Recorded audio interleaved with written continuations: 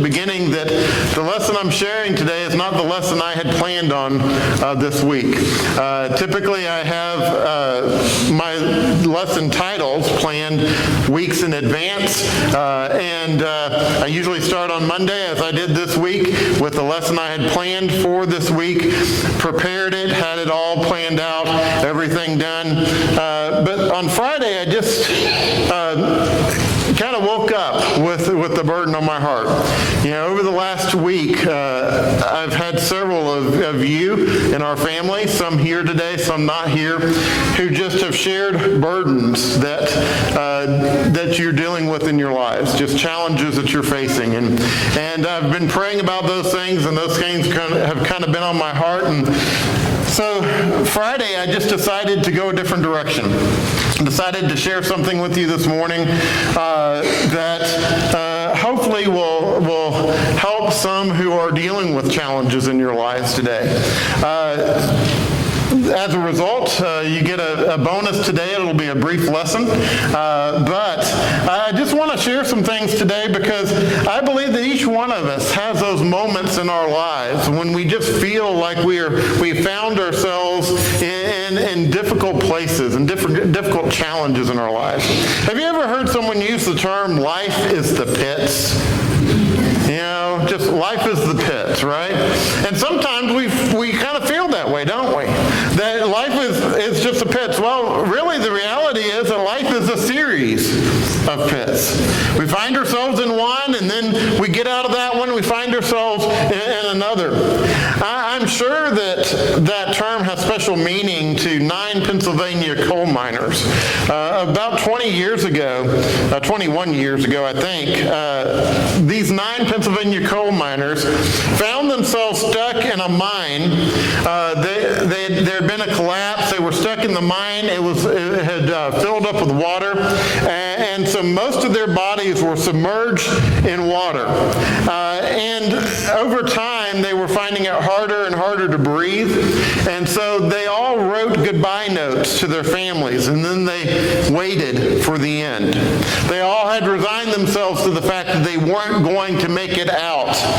But the end didn't come. After 77 hours stuck in that mine, an air vent was created so that they could breathe.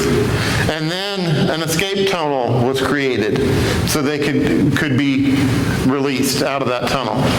You see, for them, when they hear the term life is the pits, they have a very different meaning to it than most of us.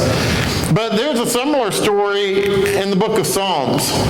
The psalmist David in Psalm 40, and we're going to just look at the first 3 verses here, had also an understanding of what it is to be caught in the pits of life. David says this. He said, I waited patiently for the Lord. He inclined to me and heard my cry. He drew me up from the pit of destruction, out of the miry bog, and set my feet upon a rock, making my steps secure. He put a new song in my mouth, a song of praise to our God. Many will see and fear and put their trust in the Lord. The reality of life is that sometimes we lose our song. Sometimes we lose our song. We lose our song because of problems that we face in life. We lose our song because of stress or trials, difficulties. You know, have you ever found yourself in a point in your life when you just don't feel like you have that desire to move forward like you once did? That desire to press ahead like you once did? It's because you lost your song. You lost that love, you lost that zest, you lost that zeal. And the reality for each of us is sometimes that happens. Sometimes we lose that in our lives. And I think the psalmist found himself in that very situation. But here David shares with us 3 images. And these 3 images, I believe, provide a path for us regaining that song, a path towards God reigning in our darkest hours, and God getting us through those darkest moments in our lives. There are three images here, and the first one that David shares with us is the pit itself. David says in verse 2, it says, "He drew me up from the pit of destruction, out of the miry bog." Some of your translations may use different terminology there, but David describes himself as being in a watery, slimy pit. The thing is, this was not a literal pit. David did not find himself in a physical pit. It was not a literal one, it was a figurative one, because David is describing a time when God delivered him from trouble and restored his song. You see, we're not sure exactly what this particular pit might have been for David, because David had a few of them through his life. It could have been when King Saul drove David from the palace and began pursuing David to kill him. Or it could have been when David's own son Absalom tried to have David assassinated so that Absalom could become king. It may have been near the time of his adultery with Bathsheba, or it could have been when his own son violated his half-sister. And the list could go on and on. We don't know exactly which pit David was dealing with at that time, but whatever it was, we know it was uncomfortable, it was dark, it was wet, and it was impossible to get out of without help. He found himself in a moment where he needed God's help. And perhaps you have found yourself in a similar pit in your life. You may be in a similar pit today, where we just find ourselves stuck in a moment that we don't know where to turn unless we except to turn to God. But notice here, David did turn to God, and so we have here the pit, but the second symbol we have is the rock. You see, David says, "I was in a pit, but," let's look at verses 1 and 2 again. He said, "I waited patiently for the Lord. He inclined to me and heard my cry. He drew me up from the pit of destruction, out of the miry bog, and set my feet upon a rock. My steps secure." You see, David says here, God has secured me because he's picked me up out of this pit. He's set me on a rock, making my steps secure, securing my position. You see, when you're in a dark, muddy, slimy pit, there's no secure footing. As a matter of fact, if you can't stand up, you can't escape. And when you're in the mud, the more you squirm, what? The deeper you get. David found himself in a figurative situation like that, but he says, God reached down and picked me up and placed me on a sure foundation. He put me on a rock. You see, David takes the moment to consider God's deliverance. And the key here is, as long as David was on that rock, he would not sink anymore. You see, he could freely move because now he had a sure foundation.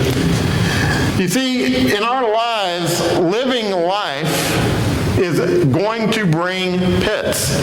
It's going to bring times when we find ourselves in positions that we don't know how to get out of. They may be slimy, watery, sticky pits, and yet, if we turn to God, there is always a rock. You know, this reminded me of back when I was, I believe I was in middle school at this time. I don't know exactly how old I was, but our family, we had been out water skiing in Lake Gertrude in Mount Dora. And we were out there water skiing, and I was pretty good with two skis. I did pretty well with two skis, but I had always wanted to slalom and had always been scared to try, and so I had tried a couple of times to start off on one ski and just couldn't do it. So my dad finally said, "Bill, why don't you try dropping the ski? You know, why don't you just try that and see if that might work for you a little bit better?" So I decided I was going to do that, and so my dad had taken me through several passes, and I finally got up the nerve, and I was like, "I'm going to do this." And so I pulled my foot out of the one ski and it goes off, and I go to put my foot into the slalom ski, and I honestly don't know what happened. I have no idea. I have no memory of what actually occurred after that. I do know that I went airborne. I do know that I made several flips, and I ended up totally dazed. And so, I knew how to swim. I was also wearing a life vest, but I was so dazed by this that, and I was in pain to find out later that I had a few injuries, but I was so dazed and in pain by this that I didn't know what was going on. And I thought I was drowning, even though I had a life vest on. In my mind, I was drowning, and I began to panic, and I was starting to wail about and in total panic. But the next thing I knew, I was in the boat. And I was in the boat because my dad reached down with one hand and grabbed my vest and pulled me in.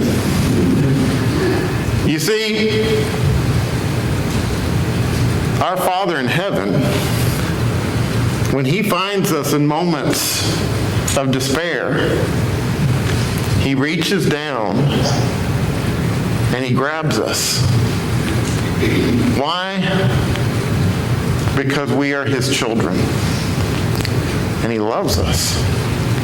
And so our Father wants to take us out of the pit of despair. He wants to put us on the rock. He wants to put us where we can get our bearings again. Think back to moments in your life when you've gone through difficult times. Perhaps you've lost a loved one, or perhaps you went through a car accident or something that was very tragic or difficult in your life, and you have that moment where you just don't even know what's going on, right? You're just in a total fog, you're in a total daze, you can't even catch your breath as to understanding what's going on in the situation or the moment.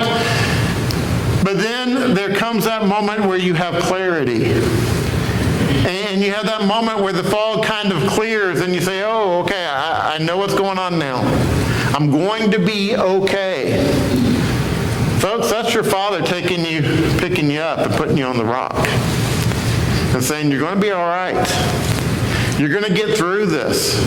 Whether it be a health scare, or whether it be a family tragedy, or a great loss, or the loss of a job, or whatever it is, God picks us up and says, you are going to be okay. I've got you. And He puts us on the rock so that we can get our bearings again. But then we have the third image. And to me, this is the most beautiful of all. Because we have the pit. David said sometimes we find ourselves in this pit, but God is there and He puts us on the rock. And then comes the song. You see, in verse 3 it says, He put a new song in my mouth, a song of praise to our God. Many will see and fear and put their trust in the Lord. I submit to you this morning that you have been created to sing. Not vocally, even though we have, but more importantly, spiritually. You have been created to sing. God has created us for joy. God has created us for joy. He's created us to have a song on our hearts. But Satan wants to take away your song. Satan wants to take away your song. He does everything in his power to give us spiritual laryngitis, to take away the song out of our life and away from our heart. But you see, when we have lost our song, God can put a new song in our mouths. We sometimes sing the song, He gave me a song, a wonderful song. It starts off with, He took my burdens all away, up to a brighter day. He gave me a song, a wonderful song. Do we believe that? Do we believe that God gives us a song, not necessarily a literal one, but puts joy in our hearts? The thing is that sometimes we find it difficult to pull up that song from our hearts. There are times when we find ourselves in places in our lives when we just don't seem to have that song what an earworm is? You know what an earworm is? An earworm is a song that you get stuck in your brain and you can't get it out, right? It just keeps going on in your head over and over and over again, and it may be the dumbest song in all the world. There was one time when I got Baby Shark stuck in my head, and I could not get it out, and it about drove me crazy. It was just constantly going, Baby Shark in my head. Those are the kinds of songs we want to get out, right? Those are the kind of songs we want to get out of our heads, because those are the kinds of songs that aren't beneficial to us. That's not the kind of song we're talking about here. We're talking about the joy of the Lord. The joy of the Lord is the song in your heart. And that's the song that the Lord wants you to have each and every day of your life. He wants you to know His joy.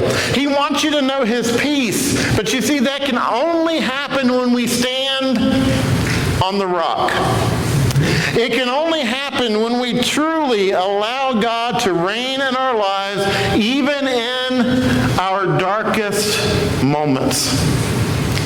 You see, our cry every single day of our life should be, Lord, reign in me. Because that's my song. That's my song. That the Lord reign in my life, that the Lord control my life, that the Lord brings joy in my life. You see, there are a lot of times in our lives when we're not going to be very happy. God did not promise us that we will always be happy in this life. You get up in the morning and you stub your toe on the bed, you're not happy. You try to get to work and you get in an accident, you're not going to be happy. You get in an argument with your spouse, you're not going to be happy. And then we go to the really big stuff in our lives. Those things don't bring quote-unquote happiness, but that's the emotion of happy. That's an emotion. What God wants in our lives is not necessarily an emotion. It's His joy. It's His peace. It's His happiness. It's not the emotion of feeling happy. It is the assurance that God is with us. And therefore, I have joy. I have His joy.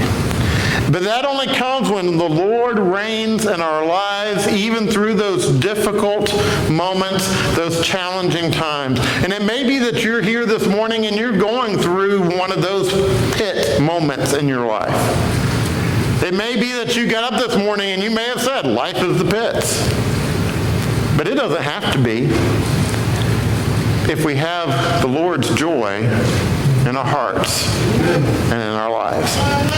We'll still go through the challenging times. We'll still have health issues. We'll still have people who disappoint us. We'll still have to say goodbye to loved ones. Those things will still happen because we live in a broken world. And yet even through those darkest moments, we will always be able to know the joy of the Lord. Because He wants to pick us up out of that pit, put us on the rock, and give us back our song. If you're subject to the invitation, we invite you to come as we stand, as we sing.